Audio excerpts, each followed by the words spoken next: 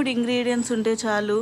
ఇలాంటి crunchy healthy dates chocolate అయితే ఇంట్లోనే చిటికలో ప్రిపేర్ చేసుకోవచ్చు. ఖర్జూర తినని పిల్లలు కూడా ఈ డేట్స్ చాక్లెట్ని ఎంతగానో ఇష్టపడైతే తింటారు. ఫస్ట్గా మనము డేట్స్ అయితే తీసుకుంటున్నాను. నేను ఇక్కడ తీసుకొని కొద్దిగంత బాదం అయితే వేయించుకుంటున్నాను.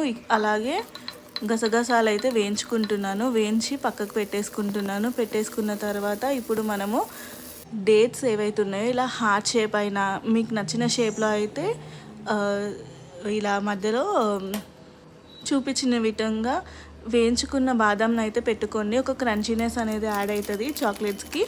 ఇప్పుడు మనం ఒక డబల్ బాయిలింగ్ మెథడ్లో అయితే మన డైరీ మిల్క్ ఇంకా డార్క్ చాక్లెట్ని అయితే మెల్ట్ అయితే చేసేసుకుందాము. ఒకవేళ మీకు మెల్ట్ అవ్వకపోతే థిక్గా అనిపిస్తే చాక్లెట్ కొద్దిగంత ఆయిల్ అయినా యాడ్ చేసుకొని కొద్దిగంత బటర్ అయినా యాడ్ చేసుకొని ఇప్పుడు మన dark chocolate and normal chocolate అయితే రెడీ అయిపోయింది.